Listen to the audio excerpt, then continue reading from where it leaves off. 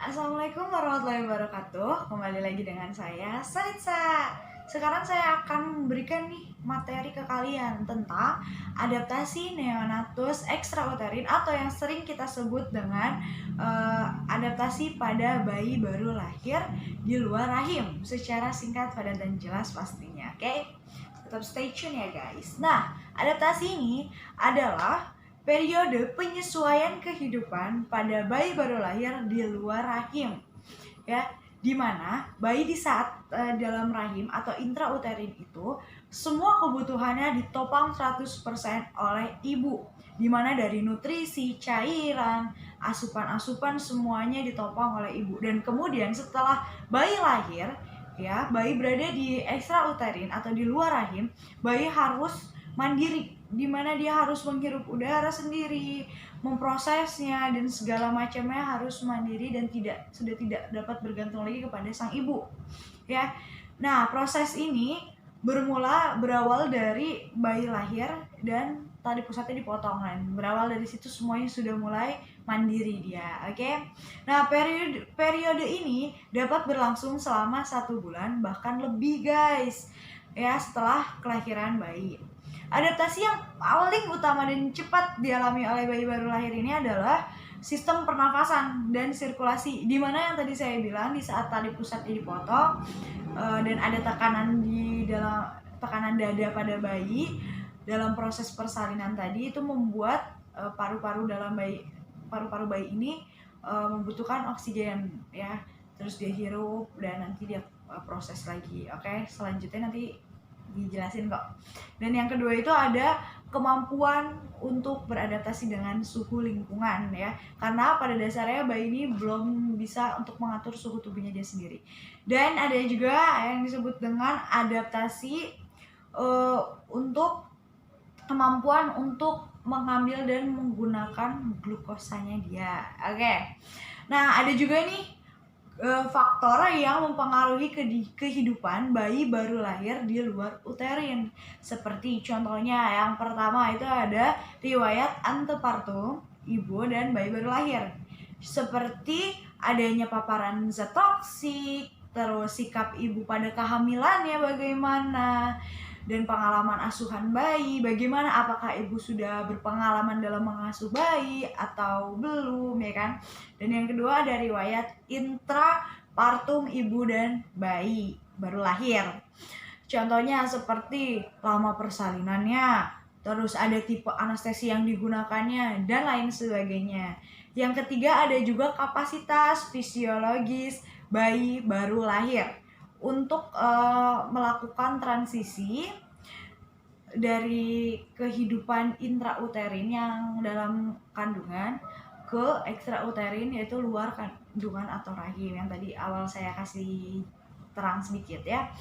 Nah, sekarang kita kembali lagi ke adaptasi yang dilakukan bayi baru lahir. Adaptasi yang paling pertama dilakukan adalah perubahan sistem pernafasan, seperti yang saya jelaskan di awal. Di sini ada 2 faktor yang berperan pada rangsangan nafas pertama bayi baru lahir, yaitu adanya hipoksia pada akhir persalinan dan rangsangan fisik lingkungan luar rahim yang merangsang pusat pernapasan di otak, ya. Dan yang kedua itu ada tekanan dalam dada yang terjadi melalui pengempisan paru selama proses persalinan, merangsang masuknya udara ke dalam paru-paru secara mekanik, ya, seperti yang tadi saya bilang juga. Nah, di sini ada upaya nafas pertama bayi berfungsi untuk mengeluarkan cairan dalam paru dan untuk mengembangkan jaringan alveolus paru untuk pertama kalinya, guys. Nah, adaptasi yang kedua itu adalah perubahan sistem sirkulasi, dimana setelah bayi lahir, ya, darah bayi baru lahir ini harus melewati paru-paru untuk mengambil oksigen atau O2 dan mengadakan sirkulasi melalui tubuh guna mengantarkan oksigen yang tadi ke seluruh jaringan. Nah, hal yang harus terjadi dalam proses ini ialah adanya penutupan foramen ovale jantung dan penutupan ductus arteriosus antara arteri dan aorta.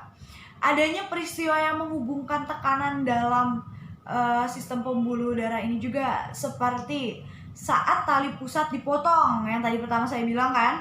Terus ada resistensi pembuluh sistemik meningkat dan tekanan arterium kanan menurun, di mana peristiwa ini membantu darah dengan oksigen yang sedikit mengalir ke paru untuk menjalani proses oksigenisasi ulang gitu guys.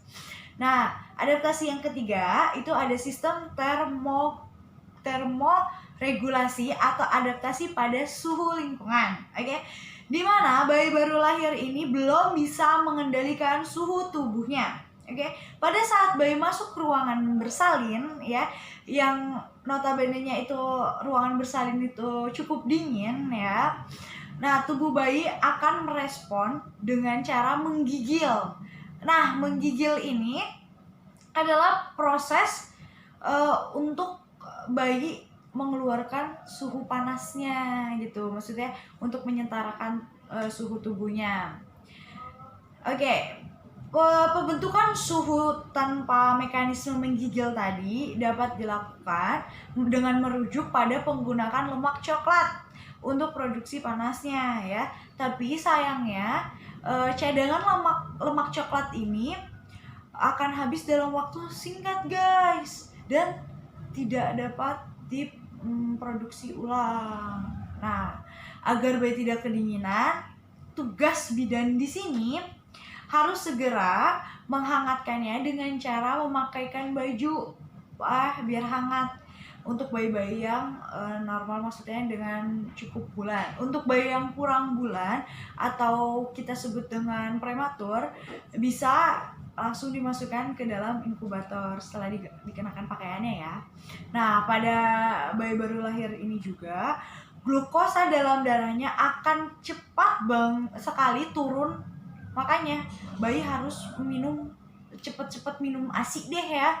Nah, setelah lahir, dan tugas bidan lagi nih di sini untuk mendorong sang ibu agar mau memberikan ASI-nya dan menyusui untuk bayinya gitu guys. Nah, kita masuk ke adaptasi keempat, yaitu sistem gastrointestinal, dimana sebelum lahir janin yang cukup bulan akan mulai menghisap dan menelan. Refleks gumoh dan batuknya juga mulai terbentuk dengan baik pada saat lahir. Nah, hubungan esofagus bawah dan lambung belum sempurna guys, sehingga bayi sering mengalami gumoh. Kapasitas lambung bayi juga terbatas, hanya 30 cc untuk bayi cukup bulan. Nah, makanya ini adalah salah satu penyebab bayi sering gumoh gitu. Dan bayi cepat kenyang juga karena kapasitas lambung itu hanya 30 cc guys gitu. Oke. Dan karena cepat untuk prosesnya ya, penyerapannya, makanya bayi juga cepat kenyang, cepat lapar lagi gitu. Makanya membutuhkan ASI setiap 2 jam gitu ya. Dan perubahan, kita masuk ke adaptasi kelima, yaitu adalah perubahan sistem imunologi. Nah, sistem imun pada bayi baru lahir ini sangat-sangat rendah ya, di mana bayi akan lebih mudah terkena yang namanya infeksi dan alergi. Nah, sistem yang matang akan membuat kekebalan tubuh buatan dan alami untuk mencegah dan meminimalkan terjadinya infeksi dan alergi ini. Nah, kandungan dalam kolostrum pada ibu atau ASI ini sangat berperan penting untuk imun tubuh bayi ini sendiri. Makanya kita sarankan untuk ibu-ibu yang hamil untuk memberikan ASI eksklusif kepada babynya, biar imunnya juga lebih bagus, dan imun tambahannya bisa melalui vitamin dari luar ya, seperti imunisasi sesuai dengan anjuran dokter dan bidan ya. Nah, yang terakhir nih ya, ada perubahan sistem ginjal, dimana kapasitas ginjal pada bayi baru lahir ini kecil guys, dan akan tumbuh seiring dengan bertambahnya usianya dia gitu, sesuai dengan kebutuhan lah ya, karena dia masih kecil ya, berarti ginjal yang dia butuhkan kecil. Nah kan semakin besar dia semakin membutuhkan organ-organ yang besar juga ya, maksudnya yang sesuai lah ya. Dan urin bayi umumnya itu berwarna kekuning-kuningan, tidak encer dan tidak berbau juga. Tingkat pada glomerulus bayi itu rendah dan kemampuan reabsorpsi tubulur terbatas, sehingga bayi tidak mampu mengencerkan urin ya dengan baik saat mendapatkan asupan ASI dari ibu, dan tidak bisa juga tuh mengantisipasi tingkat rendah atau tingginya larutan dalam darahnya gitu. Nah, gimana guys materi ini? Udah paham belum? Paham ya pastinya. Semoga materi tentang adaptasi bayi baru lahir di luar rahim atau kita sebut dengan adaptasi neonatus extrauterin ini dapat membantu kalian dalam proses pembelajaran dan dapat meningkatkan nilai kalian ya. Semoga kalian mengerti dan dapat diterapkan ke pasien, klien atau keluarga ya, kehidupan keseharian kalian. Nah, semoga bermanfaat dan dapat membantu kalian ya dalam belajar dan meningkatkan nilai.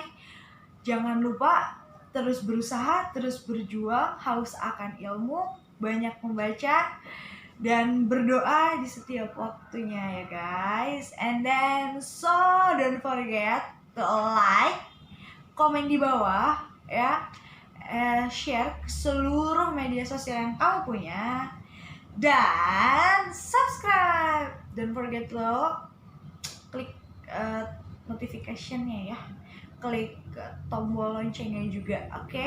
Biar kalian menjadi penonton pertama di setiap video yang aku buat. So, terima kasih. Wassalamualaikum warahmatullahi wabarakatuh.